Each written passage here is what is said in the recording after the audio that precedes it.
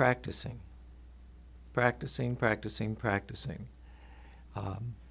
It's so important, and I think each one of us finds the way that works for us. A lot of guys I've heard of play scales for 15 minutes. They just burn the scales, which I think is good, but I've found some more subtle ways of practicing once you've put the time in on just getting your basic technique together of playing a scale. And so forth. You now know how to play a G scale, which I was just playing. But I found I can make it more interesting and actually practice some things that could show up in my performance. Very seldom you'll hear me playing a scale when I'm making music. That's just learning the scale is just a way for me to get my fingers and my head to know the fingerboard.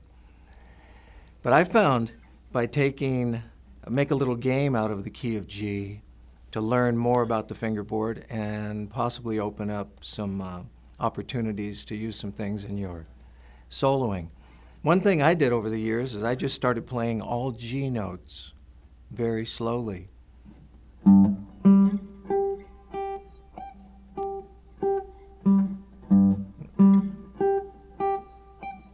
You have to know the fingerboard to play all those G's. And often, if a song is grooving and I get excited, I'll jump out and play all those G's as part of my lick. If the groove is like,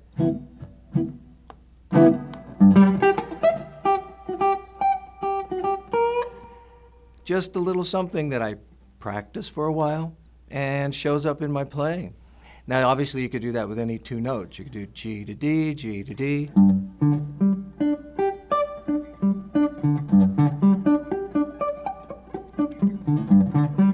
Another way of opening up the fingerboard, getting your head locked into the fingers and where all the notes are, rather than just playing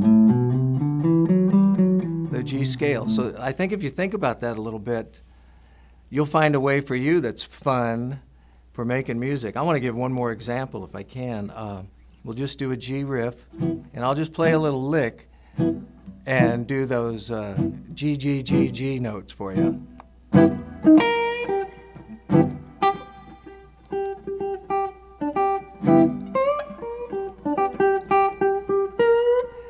How fun is that, rather than going same lick, but the color changes, the timbre of the notes, they all have their own identity. So I did want to share that with you about the single note thing, just getting to know the keyboard.